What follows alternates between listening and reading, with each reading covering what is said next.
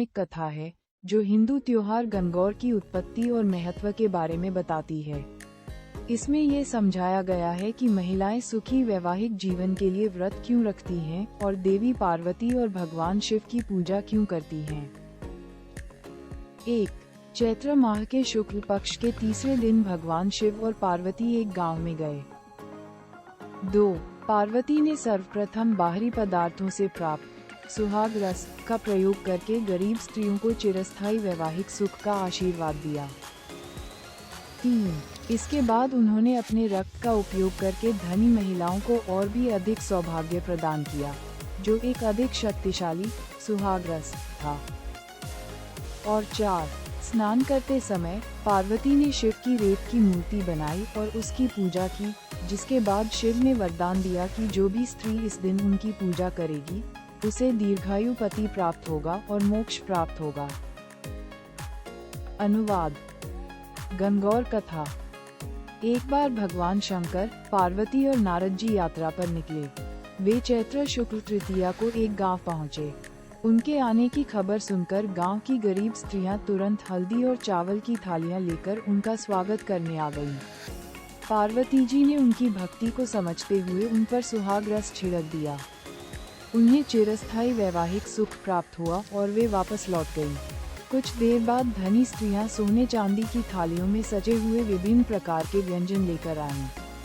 इन स्त्रियों को देखकर भगवान शंकर ने पार्वती से पूछा, आपने सारा सुहाग रस इन गरीब स्त्रियों को दे दिया, अब आप इन स्त्रियों को क्या देंगी? पार्वती जी ने उत्तर दिया, हे प्रभु, इन स्त्रियों को दिया गया रस सभी वस्तुओं का था, इसलिए उनका सुख उनके वस्त्रों के साथ ही रहेगा। परंतु मैं इन धनी स्त्रियों को अपनी उंगली काटकर अपने लहू का सुहाग रस दूंगी, ताकि वे भी मेरे समान सौभाग्यशाली हो जाएं। जब इन स्त्रियों ने अपनी पूजा समाप्त कर ली, तो पार्वती जी ने अपनी उंगली काटकर वह लहू उन पर छिड़क दिया।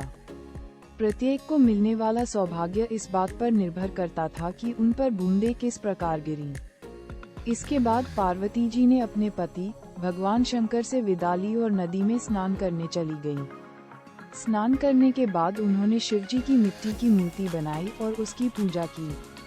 उन्होंने भोजन अर्पित किया, मूर्ति की परिक्रमा की, प्रसाद के रूप में 2 दाने ग्रहण किए और अपने माथे पर तिलक लगाया। उसी क्षण शिवजी उस मिट्टी की मूर्ति से प्रकट हुए और पार्वती को आशीर्वाद देते हुए कहा, जो भी स्त्री मेरी पूजा करे और इस दिन व्रत रखे, उसे दीर्घायु पति प्राप्त होगा और मोक्ष की प्राप्ति होगी।